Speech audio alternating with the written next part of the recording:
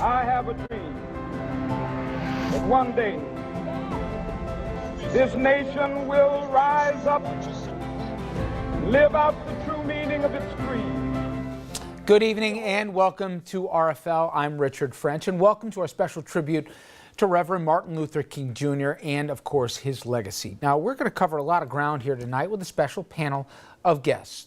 First off, we will look at some high-profile police shootings relating with African Americans in the state of police and community relations, which in many ways is defined a large chunk of 2016. Then, America's first black president winding up his time in the White House, what he's accomplished, what he didn't, and how he will be remembered.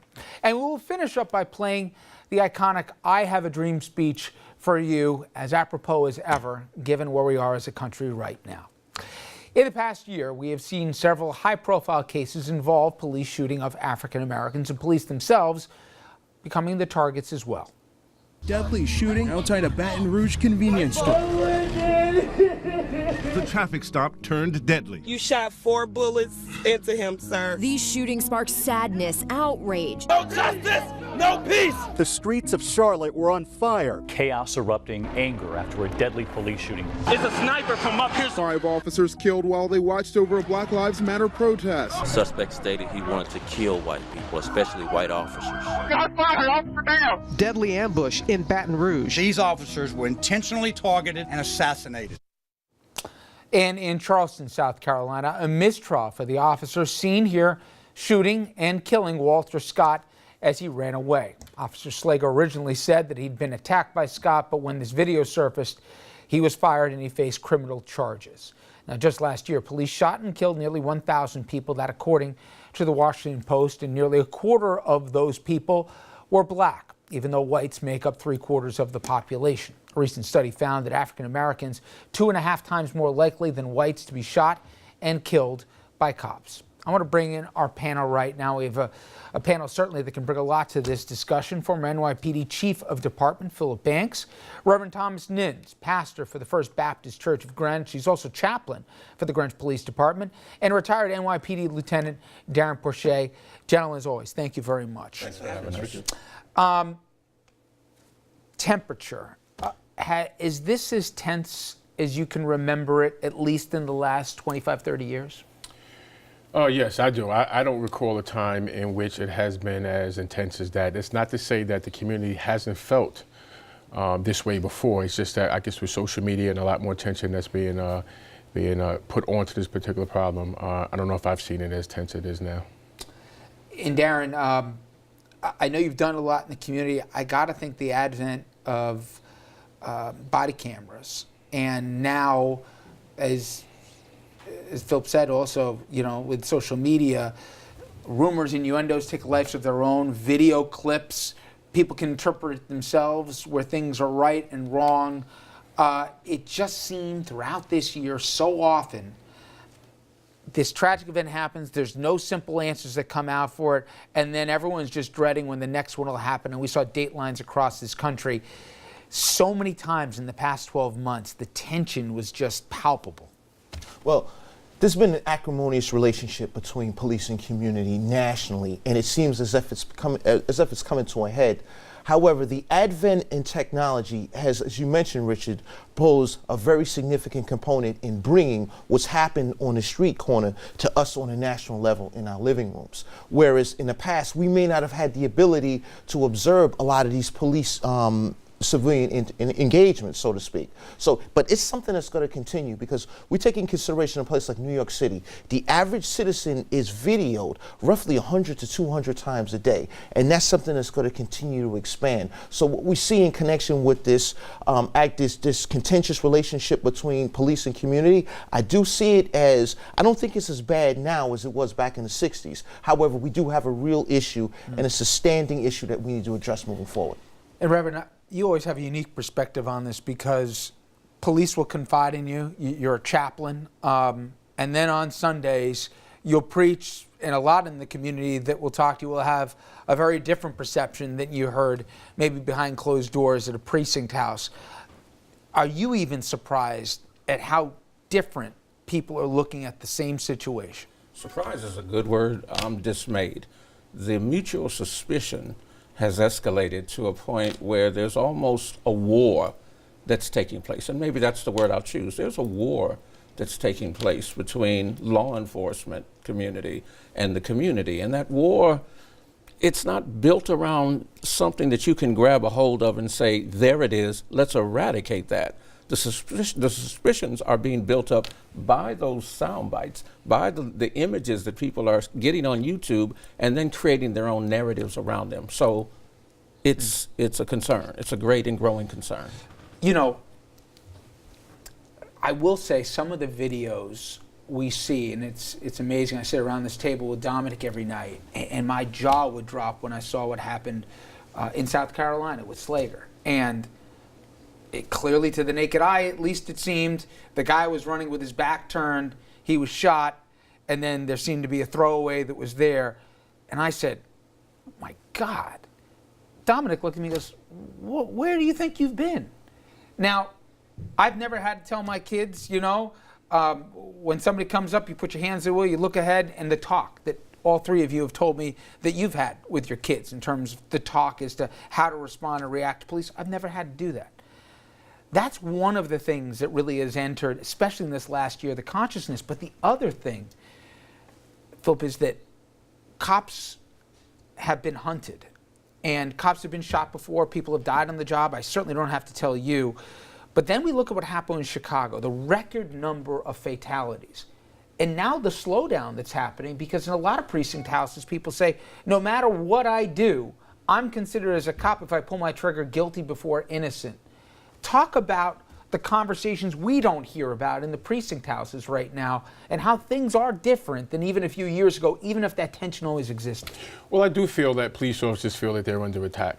Real or imagined, that's how they feel, and it certainly can have an impact. But I've heard some very high-profile law enforcement executives talk about this depolicing.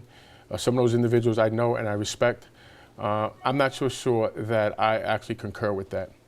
I have never, from a cultural point of view, when the bell rings, police officers answer the door. And I'm not so sure that that's not words. I read a study the other day that they did a study of 8,000 people, and they say that they're not taking as much action as they used to, and that's a result. In Chicago, that violence has been crime for a very, very long time before even the notion of depolicing is taking place. So I'm going to reject that until I see some from future data. The police officers that I know and have worked with for 30 years, they're going to answer that particular bell, no matter what color the person is. They need some need. Police officers are going to show up to help. What I think law enforcement does not do is that we, and I'll pronounce we, don't look at ourselves in the mirror and says, what role do we have in this situation here, and how do we correct ourselves first? Because you cannot correct this particular situation until you look at it. And I'll say this to all law enforcement, my law enforcement colleagues all throughout the country. It's amazing how much you can learn from your mistakes if you stop denying them. There's a problem in law enforcement. We can correct this particular problem. We can take this first step. And then once we take this first step, then we can show the community how they need to correct themselves, because there's certainly a major fault on the community's part as well.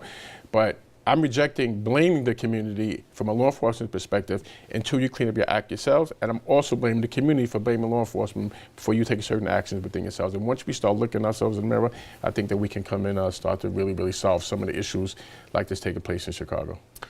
Darren, can training really solve this? Or, I've gone on a couple ride-alongs in different tougher communities with the police, and we were really looking at different issues, not so much police and community relationships, but it was more the scourge of heroin or whatever the case may be, just showing how prevalent it was. But I was always taken aback by what they hear in the squad car from the area, threats or otherwise, and I'm like, man, I'm not used to people speaking to cops like that. How real is that?